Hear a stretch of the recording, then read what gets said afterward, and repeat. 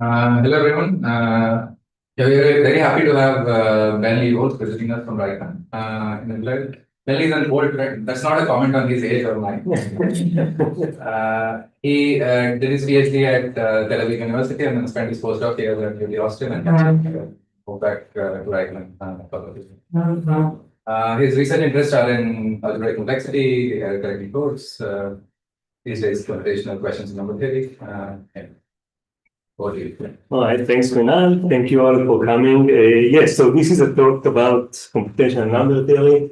I tried to pay tribute to the art on the walls here by showing you another nice picture by Jasper Johns. So these are number. I don't know, I can see that. So because number theory. Yes.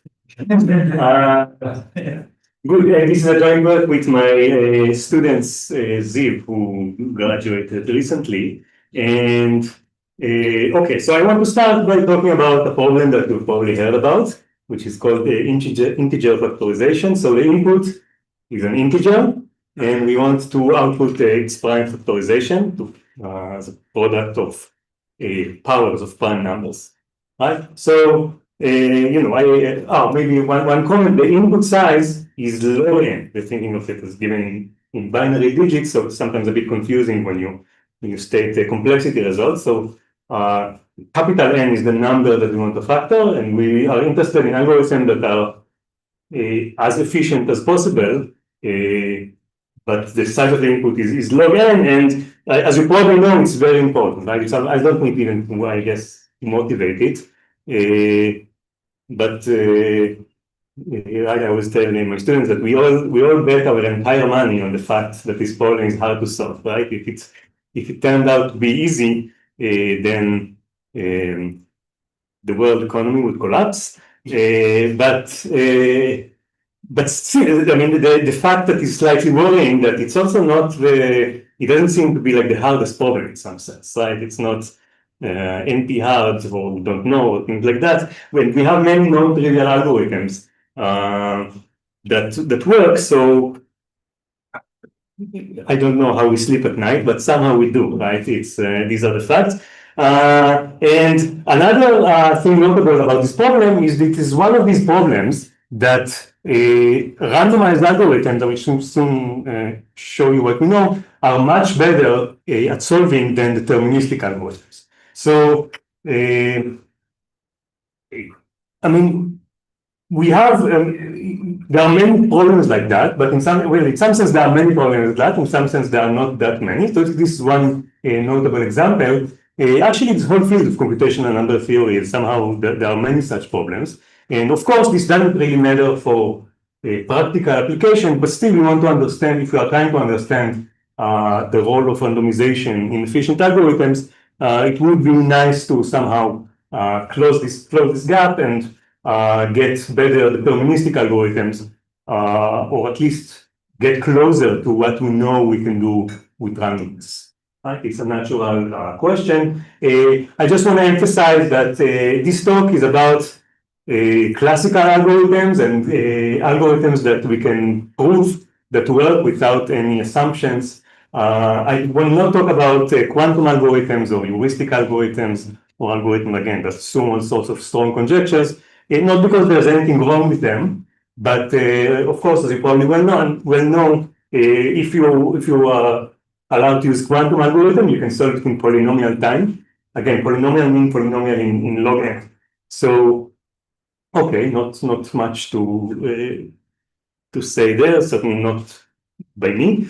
And if you are willing to assume all sorts of things, then sometimes it helps you, but these are very strong assumptions, like some sort of generalized Riemann hypothesis and all sorts of things like that, which, okay, you can assume, and they are probably true, but we don't want to assume anything. We want results without any qualifications. So, again, this is the focus of this talk, at least.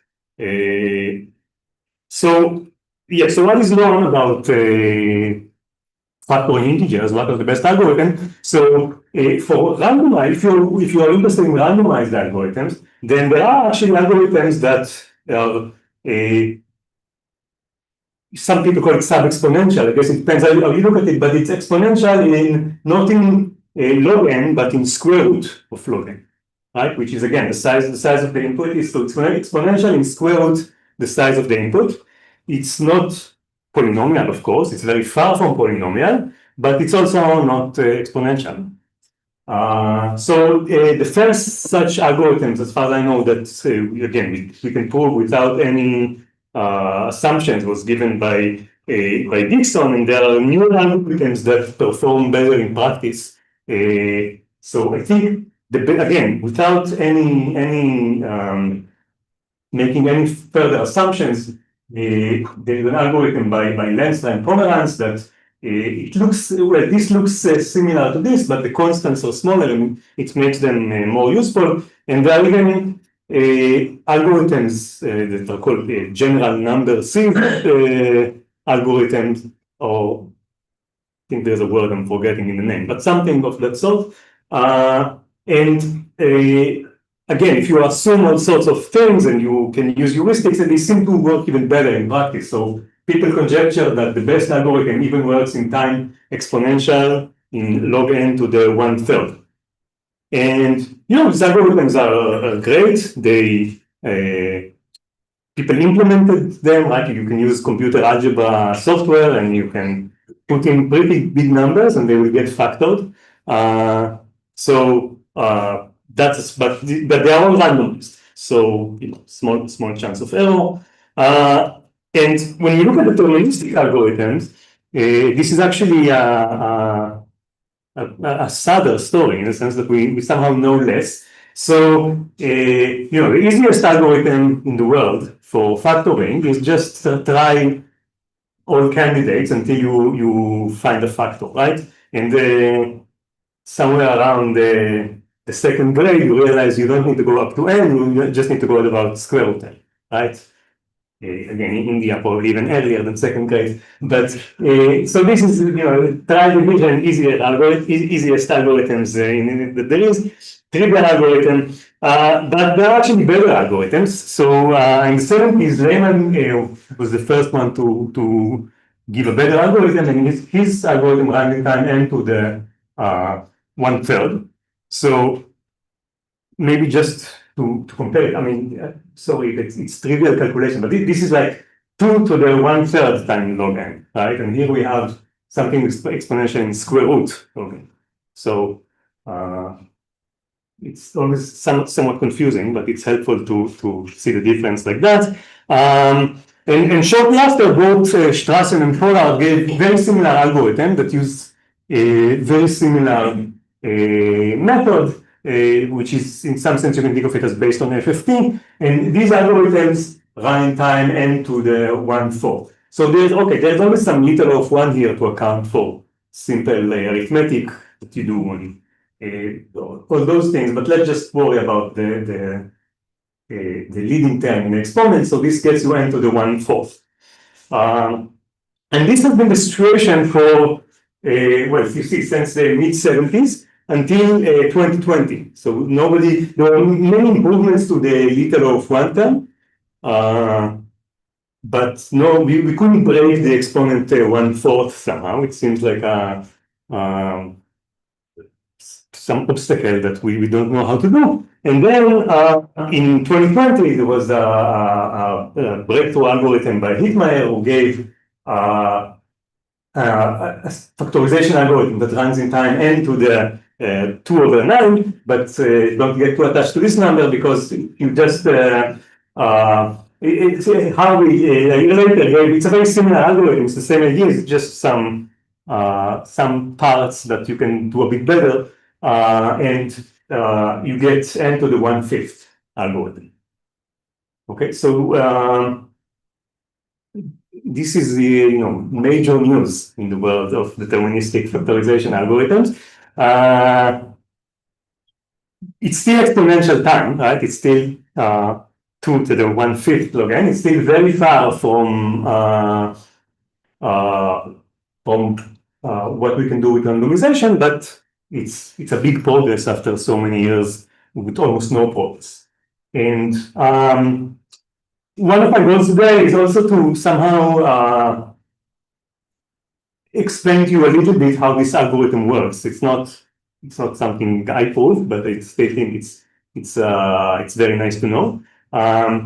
In some sense, well, you will see it's somehow you can think of it as a combination of the 1/3 algorithm and the 1/4 algorithm. Somehow, in the world of factorization algorithm, when you add 1/3 and 1/4, you get a 1/5, right? So, okay, I will say a few things about that, but maybe more towards the end of the talk.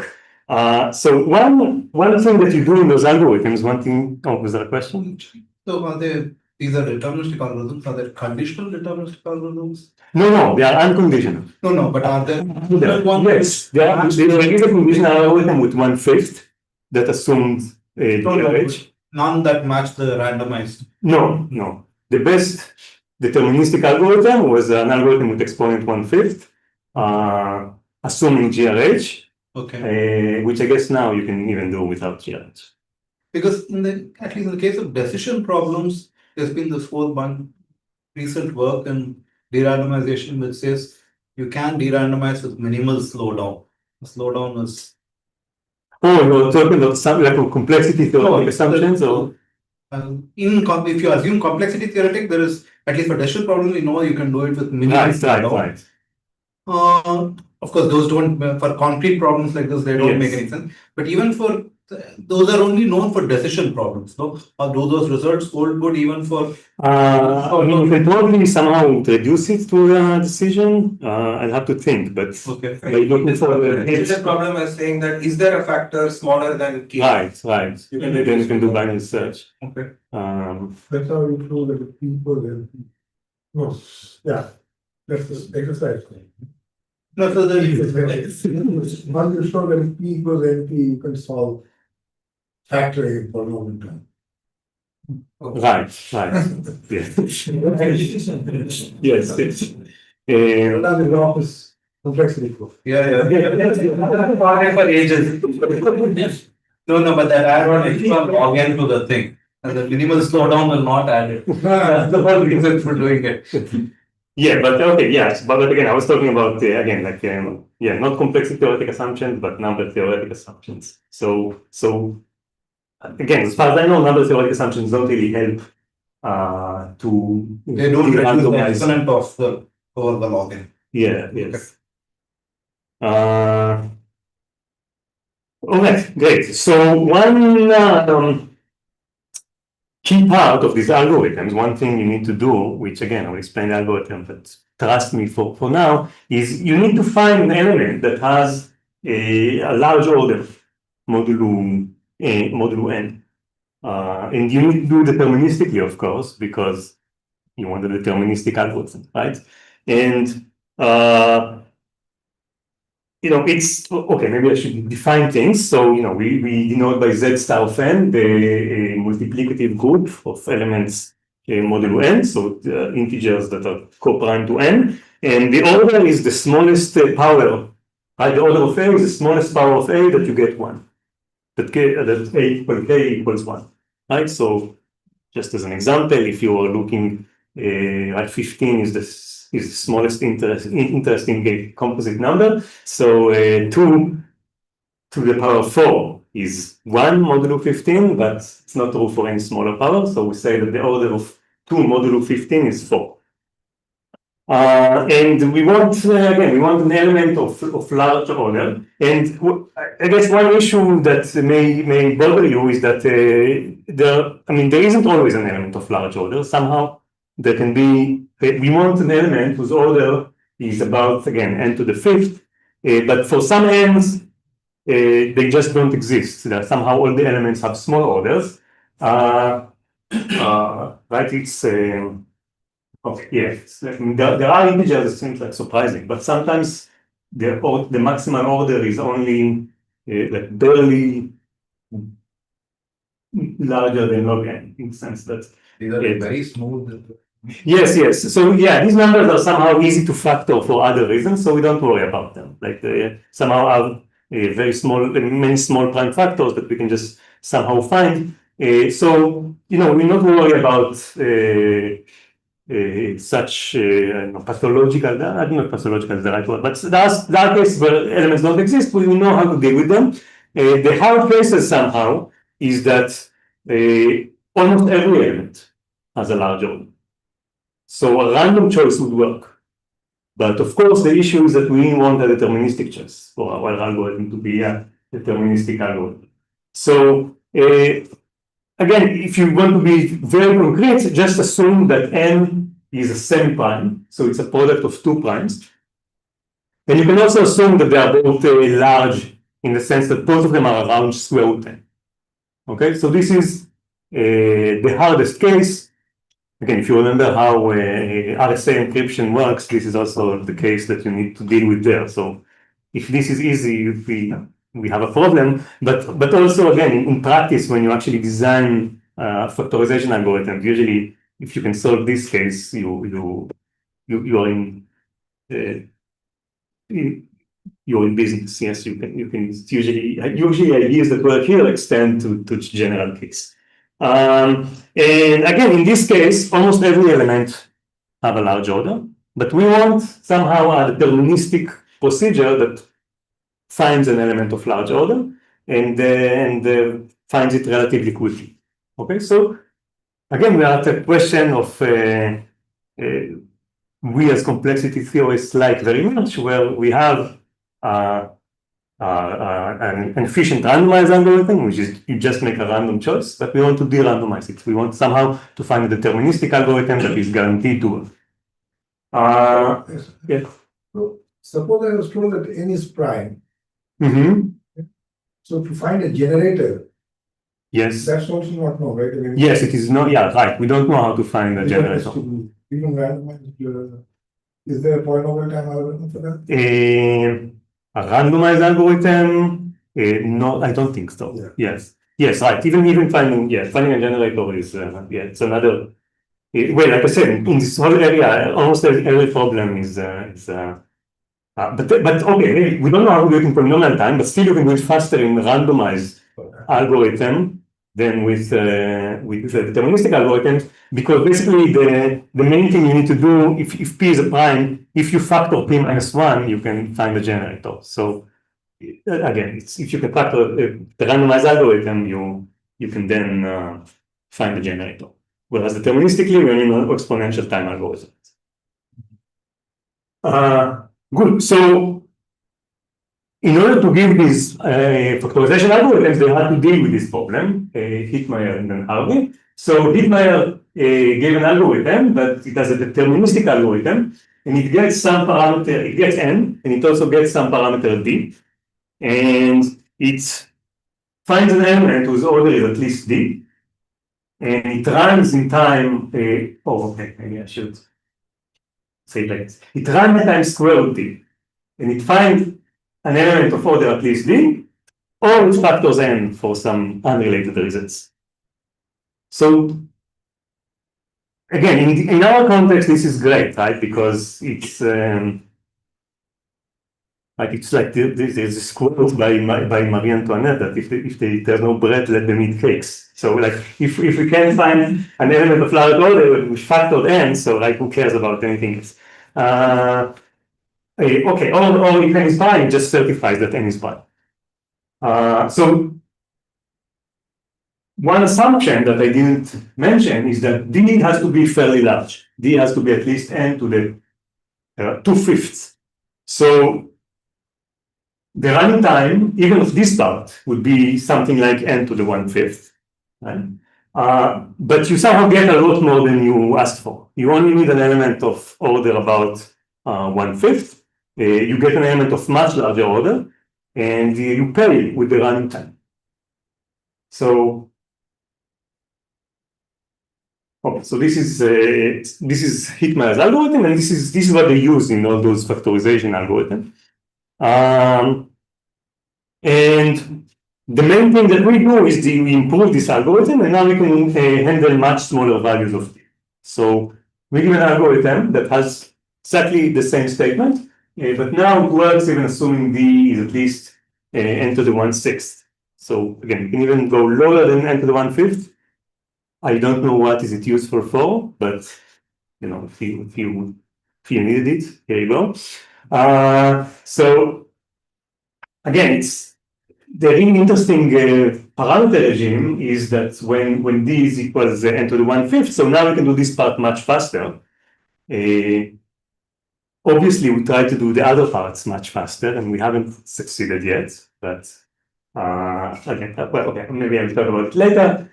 So just to state the theorem, so we have a deterministic algorithm. The input is n and d. D is your target order that you're trying to reach.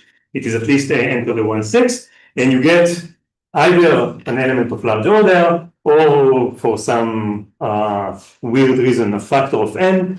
Or n is prime. So let's forget about the case that n is prime, okay, and let's just focus on the given a composite n. So we either factor it or we find an element of large order. Okay, and the running time is the same, is square root d. So yeah, it's kind of a weird thing where like the smaller d is, I don't know, like the runtime is better, but also your guarantees are weaker. Good. Okay, is everyone happy? Okay, great. So I want to describe to you this algorithm. Again, I will not go to the whole proof. And okay, so maybe let's start. I will explain to you like how is what's the very high level sketch of the algorithm. So the idea is that okay, maybe we should. This is the input. This is the output. The idea is you somehow do a brute force search. Then you just start with let's try a equals 2. Let's try a equals 3. Let's try a equals 4, and so on. And you check each one.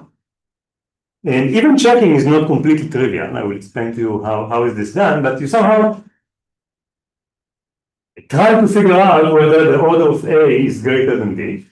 If it is, it's great, right? We have found an element of large order and we can just return it. Otherwise, we have an element of small order, which we can compute if the order is small enough. So we can compute the order of A. But now, when you compute the order of A, you get some information about the prime factorization of n, right? Because the order needs to divide phi of n, the Euler Todiek fund. So, how do you pronounce this word? Thank you. So, after enough tries, we gather enough information about the prime factorization of n that we can just factor n. Okay, this is not, I'm not saying anything technical, it's just a high level sketch, but we just try more and more elements, and we either find an element of large order, or we know enough about the prime factors of n so that we can eventually factor it quickly enough. Okay, this is something of a natural approach. But okay, so how again? I'm not going to the details. So maybe I should start by telling you how is this part. Oh, maybe I should say we want to run in time which is square root d.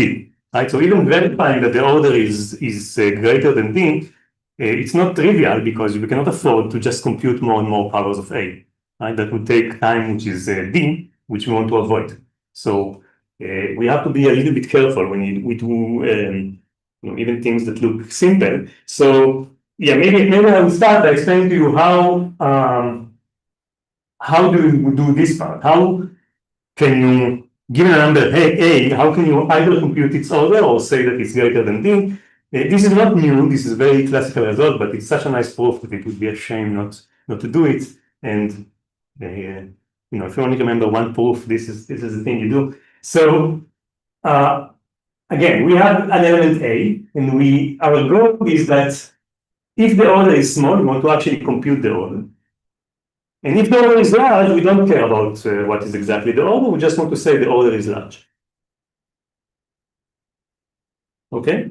And we want to run in time square root d. And again, this is a classical result of Shanks, which is called a baby step, giant step algorithm.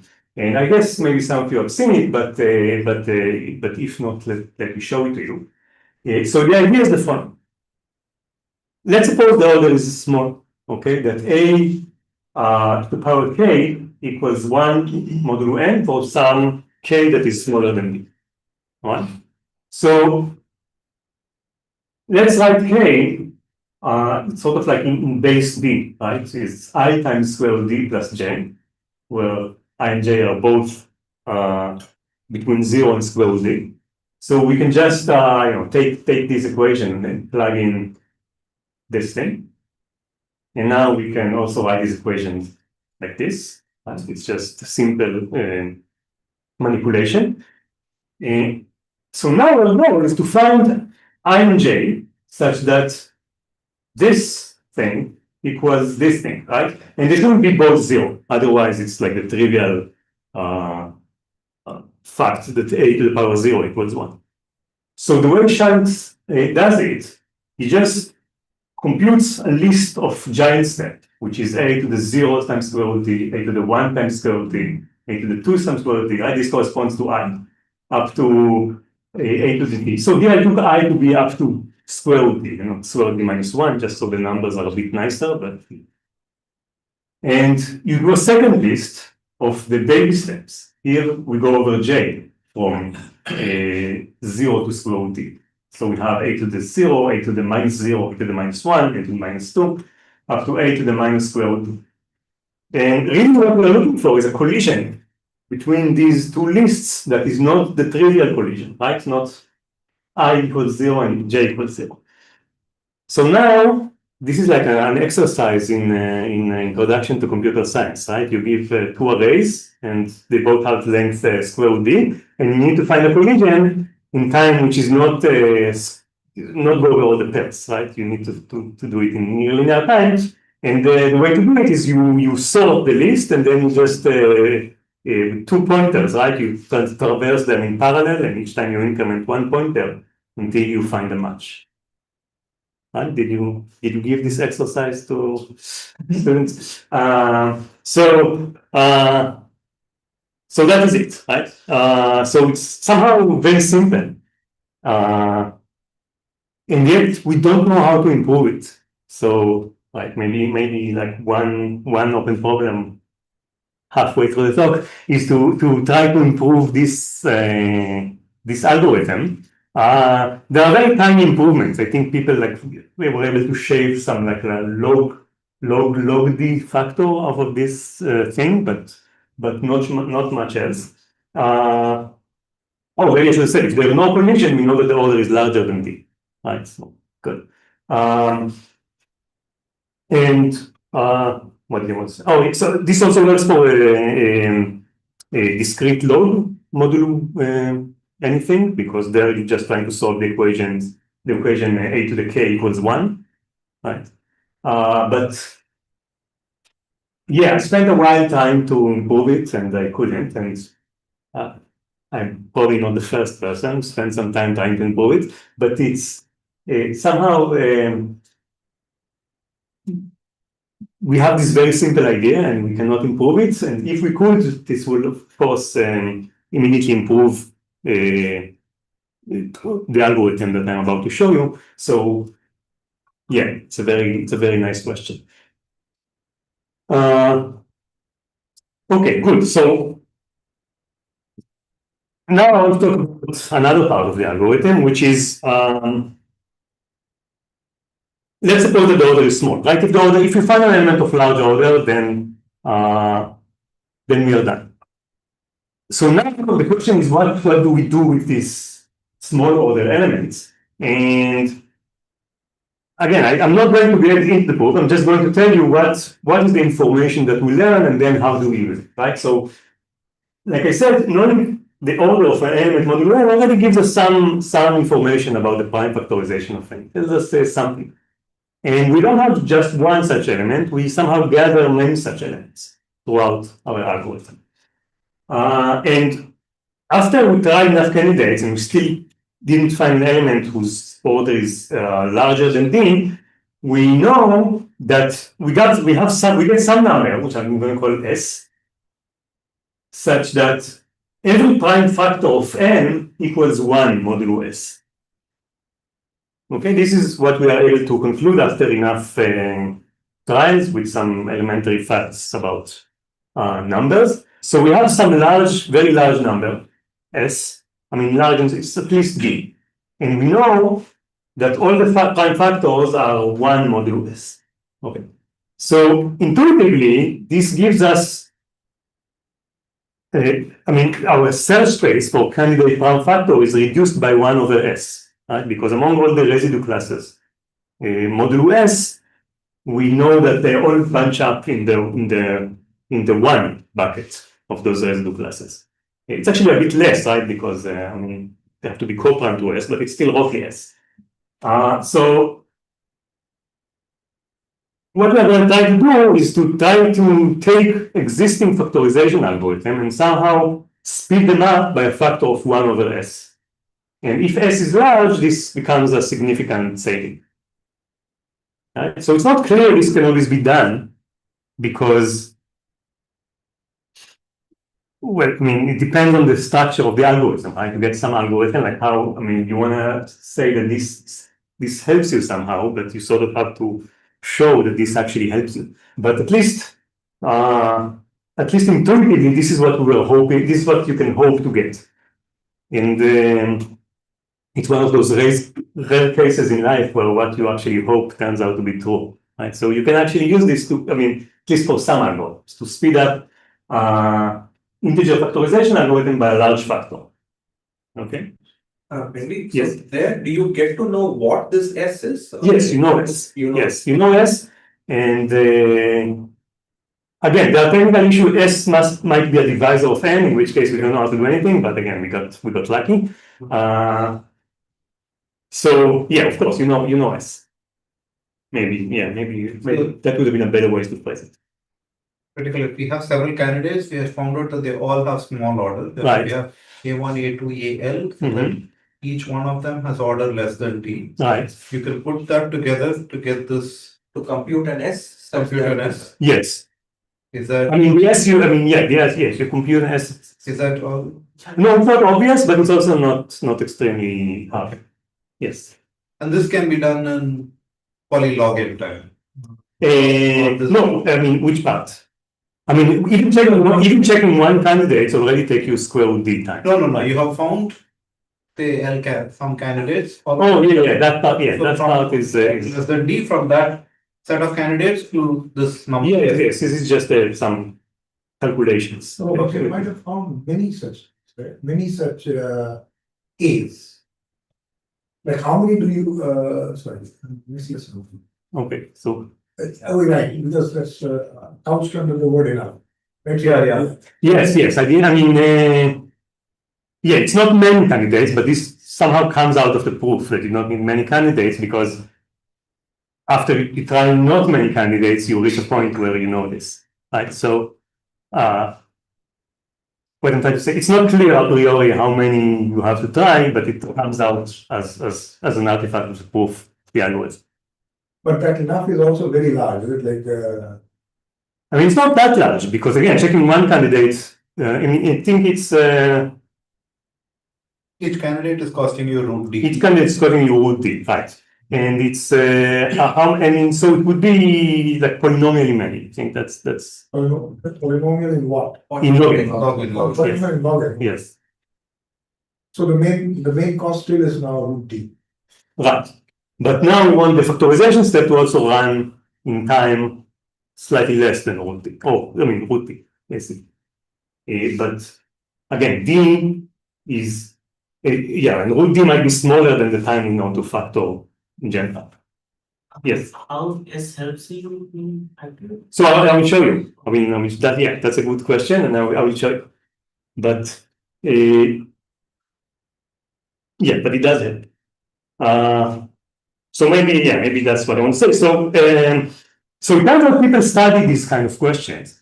So there is a theorem of Lenstra that was then reproved using other methods by Composite and others. And that theorem tells you that if S is large enough, like if you have some number S, which is greater than n to the 1/4, and again, it needs to be co-prime to n, and you know, or maybe I should phrase it like this. So let's say you have some S, which is big enough, so it's greater than n to the 1/4.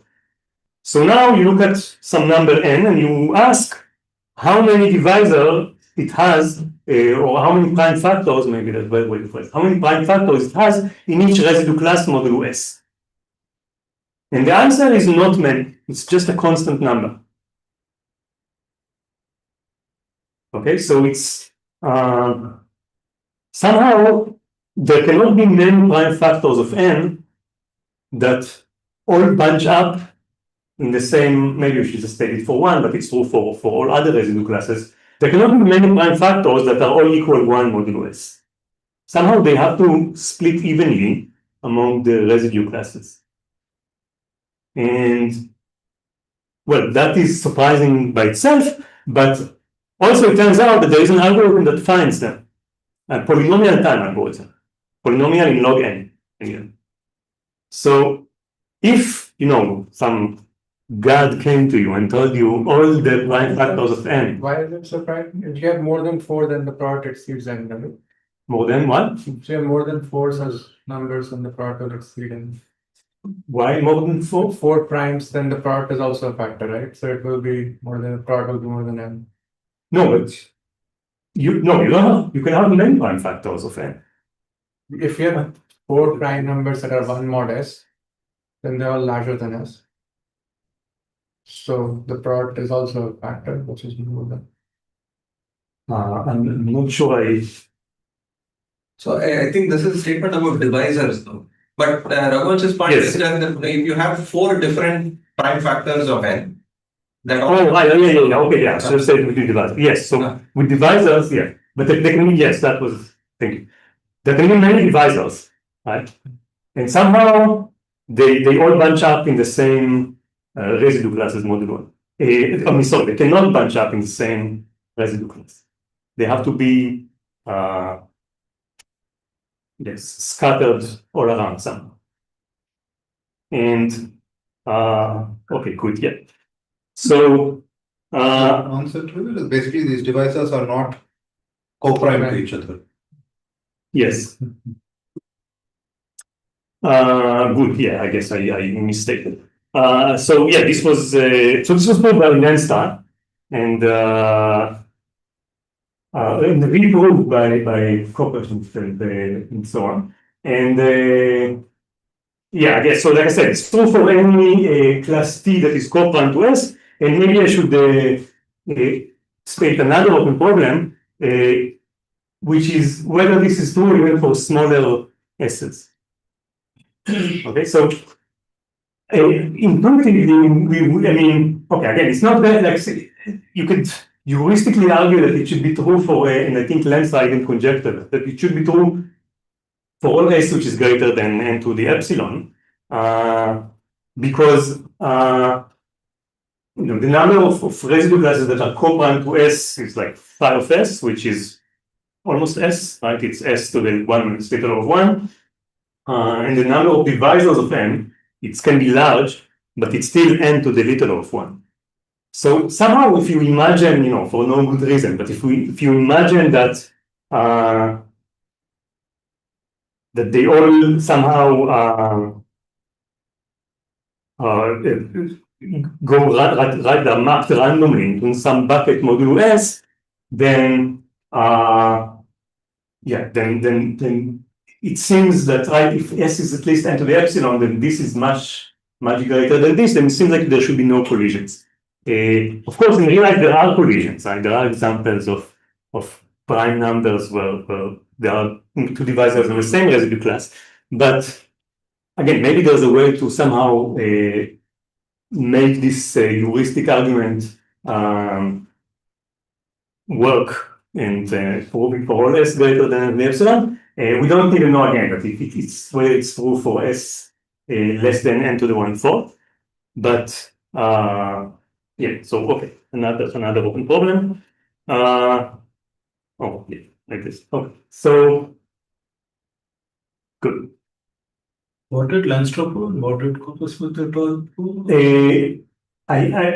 That is a good question. I mean, so Lenstra statement is for n to the 1/3, but I think its proof also works for n to the 1/4. So they proved it to n to the 1/4. Their proof is, I'm not sure if it's simpler, but I mean, it's different. And there's also the question of how many divisors you get as a factor of epsilon, which they give a better bound, Okay. but then they also claim that Lenstra, you can use Lenstra proof to give the better bound. So They showed that Lenstra proved this result. yes. So yeah, they were very honest about but sure. Okay, good. So yeah, well, we use the algorithms along some other algorithm of Harvey Hittmeir, and we proved that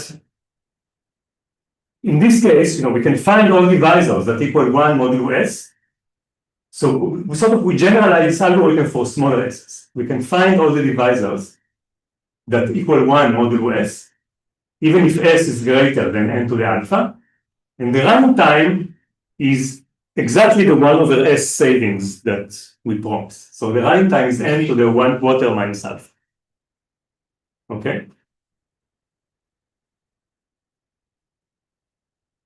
So yeah, this like I said, it's one of those cases where you hope to get 1/s acceleration and you actually get it.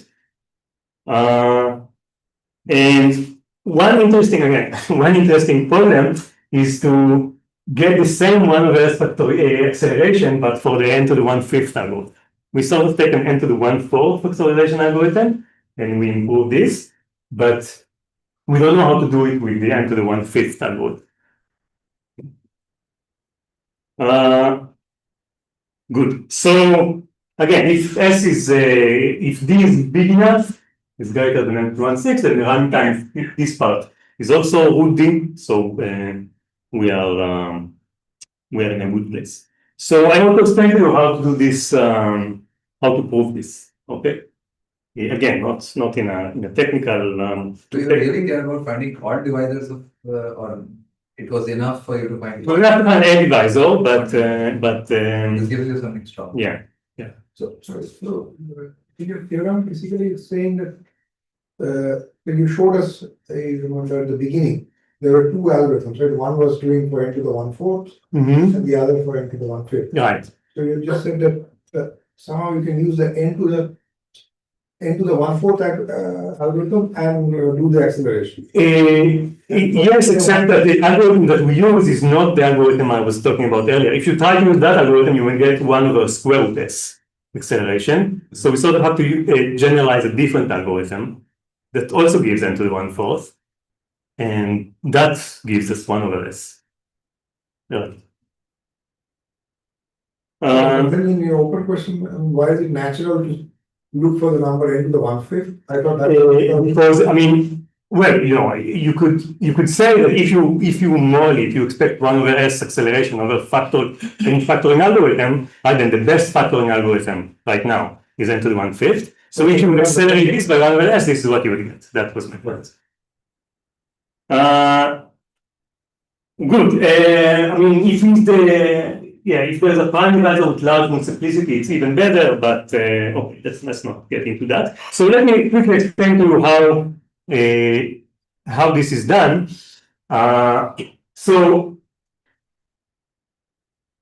And again, it will be a non-technical, but it will be the main idea. So let's suppose we have a divisor of n, and it equals 1 modulo s. So it has this form, right? It's s times x naught plus 1. And one different way to phrase it is that x naught is a root of this polynomial, or to be modulo n. Okay, that's a mistake. And I completely messed up the thing. And okay, maybe I should say here Yeah, let's think of it as some prime factor of n. We don't know. And the point is that you can look at polynomials of this form, g to the x to the power j times n to the k minus j. This would be, x would be a root of all these polynomials. Yeah, this should be, okay, no, yeah, this should be p0. And this would be a root modulo p to the 0, p0 to the power k, right? Because here you have a root modulo p0, and this is also a root modulo p0, because p0 is a divisor of it. Right? So this thing is 0 modulo p0 to the power k for every choice of j. So we have this bunch of polynomials, and we know that they all equal 0 modulo this number. And when k is large, it's kind of getting to be a large number. Right? What is g of x as sum? This is just this polynomial. Sx plus 1. This polynomial. Oh, okay. So now I take powers of this polynomial, and I take multiples of this polynomial by n. I don't know p0, but I know this polynomial. Right? I don't know p0 because I don't know what is the root. But I can definitely construct this polynomial because I know S. So I can construct all these polynomials. And I know that they are all 0 modulo p0 to the power k. But I also know that every linear combination of this integer linear combination of this polynomial will also be 0 modulo p0 to the power k. Right? So what we're going to do, we're going to find a polynomial with very small coefficient, which is a linear combination of this polynomial. And, well, using the LLL algorithm, we can find a polynomial that has very small coefficients. And it's a linear combination of this algorithm. But the point is that if we have a polynomial with small coefficients, and if the root we are looking for is also somehow small, then also evaluating a polynomial with small coefficient, but a small number should give a number which is small, right, for the right terms. But it also needs to be 0 modulo a large number. So how can something small be 0 modulo a large number? The only possible way if it is 0 as an integer, right? So you need to set up the parameters such that you are looking for small roots, and of course, you get some polynomial with small coefficients, and how small is determined by what LLL gives you. And now you can search how large of roots can you find, in the sense that you have this polynomial h, which has small integer coefficients, and this is the large. So you try to solve this polynomial over the integers, right, to find the root of the polynomial over the integers. And if x0 happen to be small, then it will have to be a root of h also over the integers. And finding roots of polynomial over the integers is something we know in polynomial time. So this is the, again, if x0 is small enough, and again, you have to take the parameters to figure out how large can it be. So if it is small, then h to x0 in absolute value is less than p to the k, and then it has to be 0. So really the plan is to build all these polynomials, run LLL algorithm to get a small linear combination of them with small coefficients, and try to solve this polynomial with small coefficients over the integers. Right? That is the entire thing. So just for a ballpark, how large of k are we going to? Yeah, not that large, but like log n, something like that even. So yeah, that's the dimension of the lattice. It should also not be large, that's true. But it's polynomial, yeah. Good. So this works if x0 is small, right? We're not gonna, we just assume it for no reason, but if this works, if x0 happens to be small, so okay, good. So, and you can always check, like maybe somehow this introduces more roots, but we can always check if they divide n.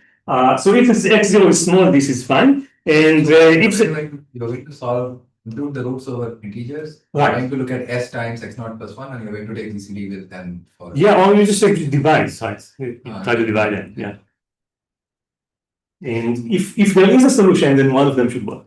So in typical, in some typical instances of sort of an argument, somehow becomes important that the leading coefficient of the polynomial you're working with is small.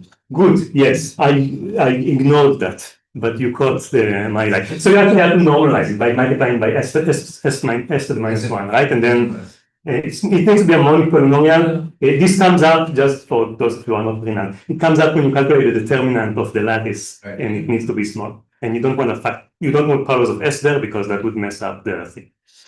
Good, yes.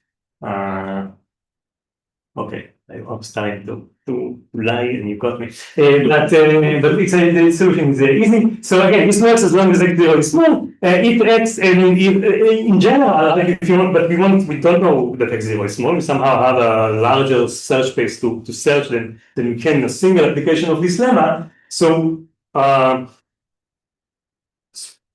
we have this entire possible value for x0. So we just partition it into small intervals, and we apply this whole thing separately on each interval just by shifting this polynomial, right? So let's say this is in some interval of the form p minus h to the p plus h for some. So p is the center of the interval, as h controls how large is the interval. So you just shift the polynomial by p. It's always confusing for me whether it's which one is plus, which one is minus. I hope I got it correctly, but if not, just correct me so that this is correct. Yeah, I don't want to get to the calculation because, like I said, I want to tell you something about factorization. So you just do it, and the point is that we have an interval whose length is about h, and the roots that we are looking for have size. We know that they have size at most h over s. So this is really where somehow, and now the question is like what's them? We somehow this algorithm enables us to find the roots of certain size. But now the question is how big can we take h, which is the size of the interval, so that we don't have too many intervals. So the point is that we only look for roots of size at most h over s, while searching for an interval of size h is what gives us the 1 over s saving in some sense. Like if we were searching for roots of size h, we would have gotten n to the 1/4, but we are somehow looking for smaller roots using the extra information that we have, and this is what gives us the extra 1 over s saving. So again, really, this whole process that I described runs in polynomial time, but now you have to run it over many intervals, and the number of intervals is what really controls the complexity of this whole operation. So yeah, the goal is to take h to be as large as we can while still everything works, and well, the rest is calculations. So okay, yes, there are some breaking news from like 2 weeks ago that Harvey and Hittmeir were able to extend these ideas even further, and now they have an algorithm that works for all D, even for smaller D. Again, smaller D, we don't know whether it's really useful. I mean, could be useful. We don't know how to use it, but yes, I will not. They somehow improve a part of the algorithm that I didn't even speak about, so I will not say too many things about this. But it's the same general outline of trying many candidates, in either to find an element or you are able to factor n. So this is really, this was put on archive, I think, like 2 weeks ago, something like that. So let me, okay, I don't have that much time.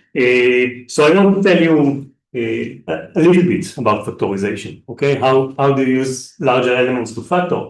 So I told you it combines the 1/3 algorithm with the 1/4. So how does the 1/3 algorithm work? This is Layman's algorithm. So again, suppose we have a semi-prime, n is p times q. And suppose we know some rational approximation of p over q. So this sounds a bit funny because p over q is a rational number, but you can still look for rational approximation with smaller numbers. right, with A and B being small. So think of A and B, A over B as something that approximates P over Q pretty well, but A and B are much smaller numbers than P and Q. So another way to state it is to say that AQ minus BP is a small number. So now what Lehman notices is that, well, this equation is, just expand it and you see it, but you write this number, which is a small multiple of n, as a difference of two squares. And difference of two squares is somewhat easy to factor. So there are multiple ways of doing that, but the idea is that because this is small, this number has to be really close to square root of 4ab times n. And then you can just start around the square root and look for numbers that are candidates to be AQ plus BP. And yes, that's how you do it. And if you have a candidate, right, if you have C that you suspect might be AQ plus BP, then you can notice that if you set up this quadratic equation, which again, we know C, we know A and B, and we know N.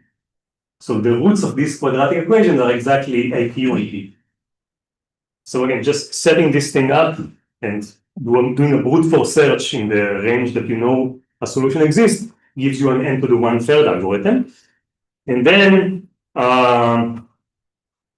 the new idea, which was due to Hittmeir and then improved by Harvey, is to observe that, well, since alpha to the power p equals alpha modulo p, where p is a prime, you can raise alpha to the power of AQ plus BP, get that this equals this number, which again, we don't know P and Q, but if we have candidates for A and B, this is something we can compute.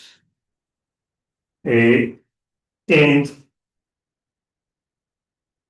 this thing, right, when we subtract this number is very close.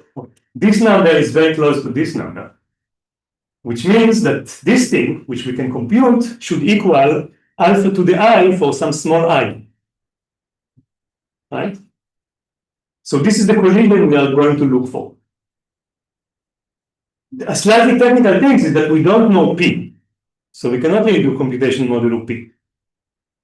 But we can do computation modulo N. We can say, well, maybe this congruence also holds modulo N.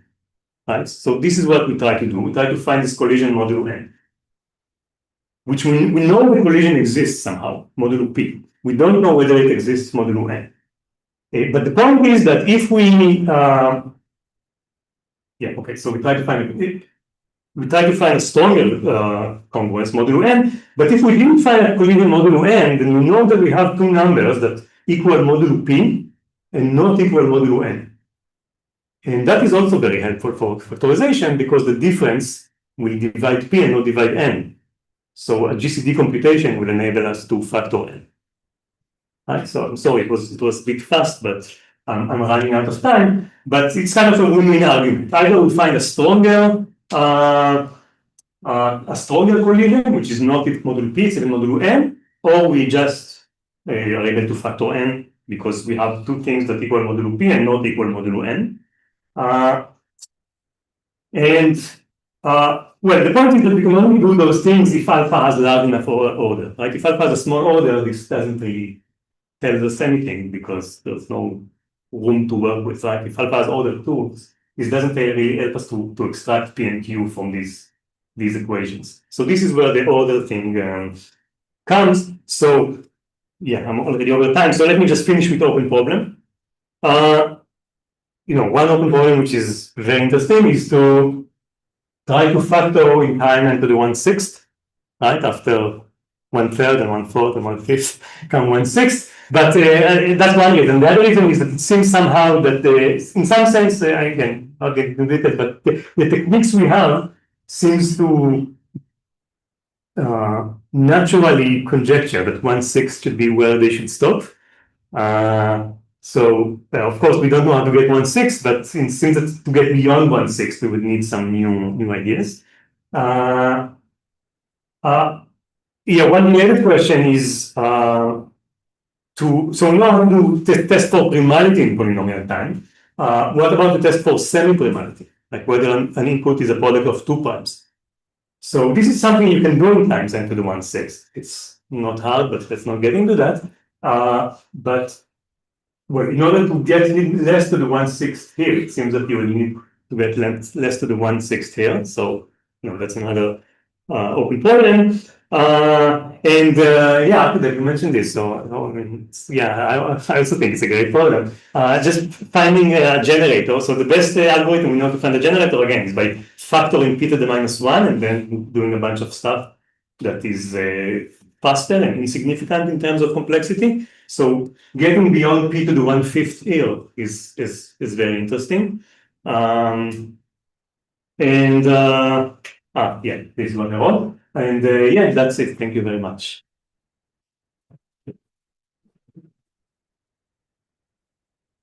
If we could do, can we hope to do semi-primality even faster? Would that imply is there a black box connection between algorithms for semi-primality and deterministic factoring? Not that I know of. Well, for most factoring algorithms, semi-primes are the hardest case. But here I'm not asking to factor semi-prime numbers. You just want to recognize. Yes, exactly. Which seems easier, but we don't. I mean, the best algorithm. We can recognize them in time n to the 6th. We can factor them only in time n to the 1/5. So not only seems easier, it's in practice somewhat easier. But yeah, I don't know of like a black box implication that improving this will improve this.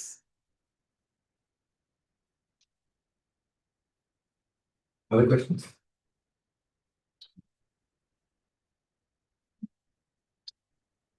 So can you go to the discussion of when you use rational approximation of PID? This thing. So how do you get the approximation you don't know PID? You just try all. I mean, well, there are various versions of doing that, but one version is just try all candidates. But they are small. So if they are small, you can sort of allow yourself to try all candidates.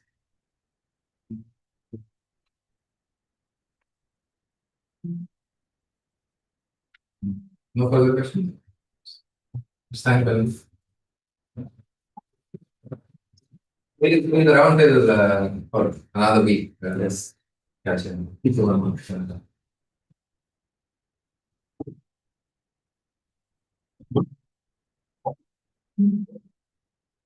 Should we stop in the phone? Yeah,